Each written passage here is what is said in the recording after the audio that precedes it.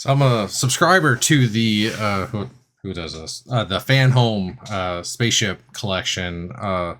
Supposedly because they send a magazine with them, which is a nice magazine. It is very nice. It's smaller than the Eagle Moss magazines were, but those Eagle Moss magazines were probably a little oversized for what they actually ended up having inside of them.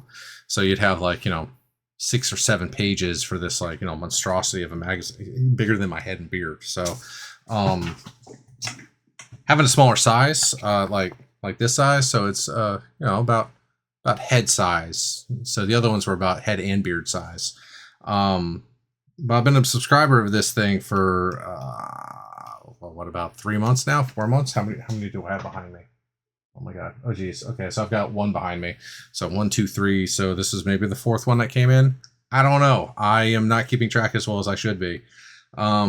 But now I will be, because the plan is every time I get one, I do a video, because I can show off the magazine, and I would normally show off the magazine on the secondary camera, but I've got a surprise for you in that regard. But these magazines have all sorts of cool stats on the ship itself, and then they'll have who did they say the captain of this? Oh, Admiral Shelby. Okay. And then they'll have some in-universe information about the ship. And then it will go on to talk about them designing it, who built it, where the concepts came from, the story of how long the project took to actually approve the imagery for whatever.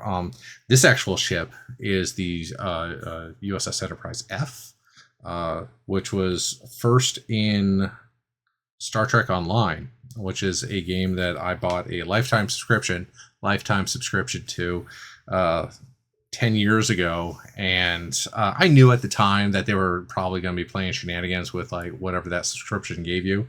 And I'm not unhappy with the money I spent on it, but you still have to spend money in order to get anywhere where I want to be in the game, at least. It's not really play to play, and it's not play to win. Sorry, hold on. It's not pay to play, and it's not pay to win. But if you want to speed things up, that's what you have to do. But like I said, I've got the other camera doing something else. So let me click this button here, and I'll show you. Oh, bam! I got a turntable with a spaceship on it. A year and a half ago, I had the idea that I could just throw these things on the turntable, take a 2 or 3 minute video of them, and throw them up on YouTube.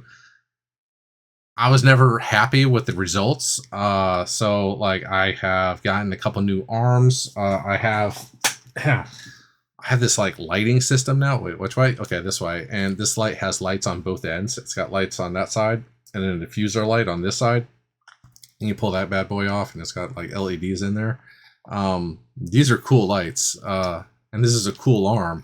But I'm still not happy with what's going on with this thing. So I even got a new black backdrop, and I've been doing a little bit of research on lighting and how you can make it look like it's in just pure black by increasing the lighting that's on the actual object by having 2 lighting sources, which is why I have 2 of those lights. The funny thing is, though, is that I just don't have the space to really give the depth that I need, because you need 2 or 3 feet from the black backdrop and your subject of the photographs to really do what I'm trying to do here. And unless I take over the living room, and my wife and the cats are not going to like that. Oh, I mean, maybe the cats will love it because they'll just get into everything and they'll pull everything down and throw it on the floor, which is not what I want. Anyways, yeah, this is the NCC 1701F. She's a big one too. She's about twice the size of the other ones that they've been shipping. Because I have what ship is behind me? What is that? That is that's the Titan. That is which way do I need to lane? Yeah, that box right there. That's the Titan. I should probably break that one out and do a little turntable video of that one as well. And then I've got the Stargazer on the desk here, and then they've got the Ilios 7, which Ilios 12, the SS Ilios 12, which I'm not even going to do a different video on this one. I think this ship is so silly. I thought it was silly when they brought it up in the TV series. Most of the ships in that series just seemed like odd. Like they had the Star Trek aesthetic, and they were definitely they felt like Star Trek, but they felt like a different kind of Star Trek than what I was expecting from Star Trek. The Titan, which they later rechristened in a very aggressively annoying way, that one felt right. Although the rebranding of it was weird, because why would you rebrand your ship? Anyways, we're approaching spoilers territory for a TV show that's been off the air now for a couple years, but it's still like I don't get why they would have done what they did. So I thought that I was going to just okay. I'm going to yoink this spaceship, put her in the background. Got to keep something pretty on screen. It sure as heck ain't me, and it ain't this spaceship. I don't know. Maybe I'm wrong. Because she does look kind of nice on the camera. Although I see the camera like twitching. Why is the camera twitching? I've got the autofocus off. I've got it spinning slow. I don't know. I don't know, man. Like I said, I am certainly not happy with the end result of these turntable videos. But one day you'll see a perfect video on YouTube of a spaceship turning around in a 360.